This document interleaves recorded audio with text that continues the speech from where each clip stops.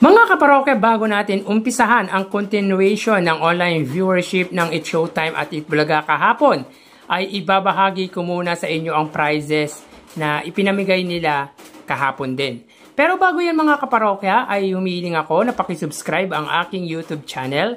Pakiclick ang bell icon para una kayong manotify sa mga bagong video na ilalabas ko. At pakidamay nyo na din na i-follow ang aking Facebook page na Mega TV at ang aking TikTok account na Kaparokya TV.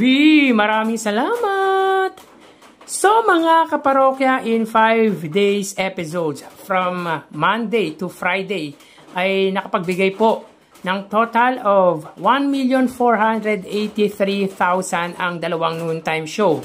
Kung saan ang 380,000 dito ay sa Madlang People Noontime Show at ang 1,108,000 naman po ay sa Legit Dabarkads Noontime Show. So punta po tayo sa araw ng Sabado mga kaparokya. Ang It's Showtime ay may 20,000 according here mga kaparokya, but upon watching Facebook Live ng It's Showtime, they gave a total of 30,000 pesos para sa tawag ng tanghalan segment. Nakatanggap po ng tig 5,000 pesos ang 4 non-winners nito at 10,000 naman po sa winner. Ang Itbulaga naman po ay nakapagbigay ng 255,000. Sa 255,000 pesos, ang 50,000 pesos ay galing po sa Dear Eat Bulaga, 15,000 sa Oh Baby Contest, 100,000 sa Sugod Bahay, 60,000 sa Gimme 5, at 30,000 naman po sa Bawal Judgmental Ka Ba segment, with a total of 255,000 pesos.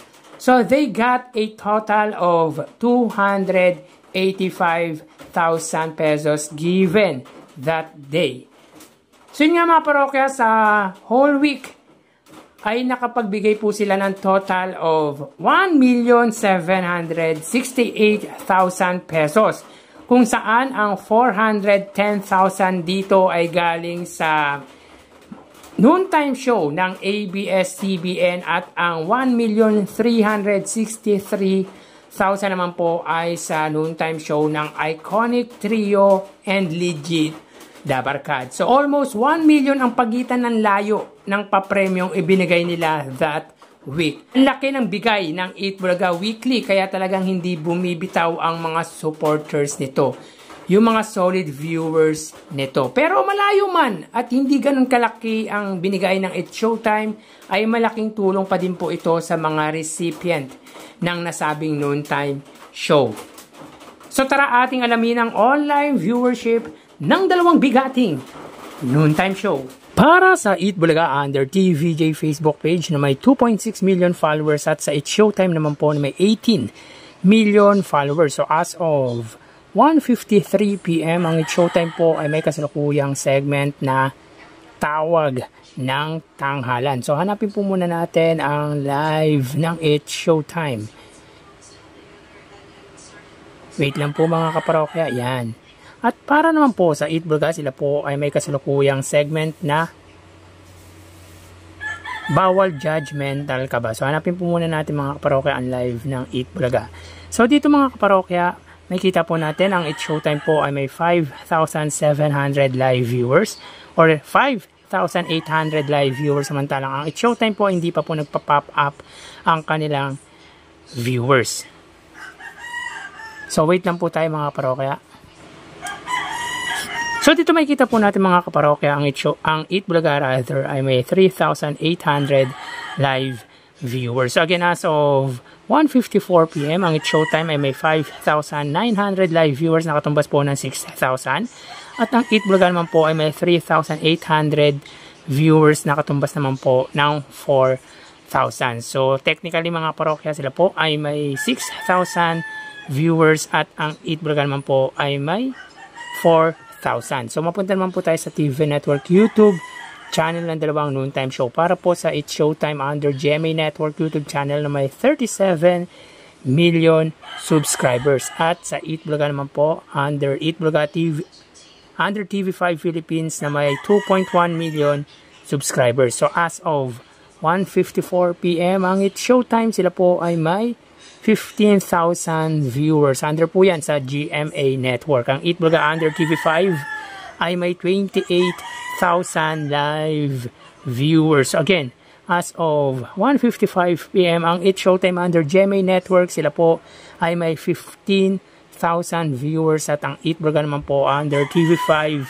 ay may 28,000 live viewers. So mapunta naman po tayo sa main YouTube channel ng dalawang noontime show para po sa It's Showtime under ABS-CBN It's Showtime na may 2.44 million subscribers at sa Eat Bulaga naman po under Eat Bulaga TVJ YouTube channel na may 1.16 million subscribers. So as of 1:55 PM ang It's Showtime, sila po ay may 66,000 viewers. Ang Eat Bulaga naman po, sila ay may 78,000 live viewers. So again mga kaparokya, as of 1:55 PM ang It's Showtime, sila po ay may 66,000 live viewers. At ang Eat Bulaga naman po, sila ay may 78,000 live viewers. So again, ulitin po natin ang segment. Ang It's Showtime po ay tawag ng tanghalan at ang Eat Bulaga naman po ay bawal judge mental kaba. So bali ang total na nakuha ng dalawang noontime show ay mga kaparokya, bago natin ibigay ang total viewers ng dalawang noontime show ay umiling ako na pakisubscribe ang aking YouTube channel. Pakiclick ang bell icon para una kayo ma-notify sa mga bagong video na ilalabas ko. At pakidamay nyo na din na i-follow ang aking Facebook page na Mega TV at ang aking TikTok account na Kaparokya TV. Maraming salamat! So bali ang total na nakuha po ng It's Showtime ay 87,000. 6,000 sa Facebook Live, 15,000 sa TV Network YouTube channel at 66,000 naman po sa main YouTube channel. Ang Eat Bulaga naman po ay nakakuha ng total na 110,000 viewers. 4,000 sa Facebook Live, 28,000 sa TV Network YouTube channel at 78,000 naman po sa main YouTube channel. So again mga parokya, ang It's Showtime ay may 87,000 total viewers at ang Eat Bulaga naman po ay 110,000 total live viewers. Yan po lumalabas sa kanilang online viewership as of 1:57 PM. So sa Lunes ay matutunghayan nyo na naman ang panibagong yugto ng ating online views update ng dalawang noontime show. Magpapaalam na po ako sa inyo mga kaparokya. Magsiingat po tayo. Thank you and God bless.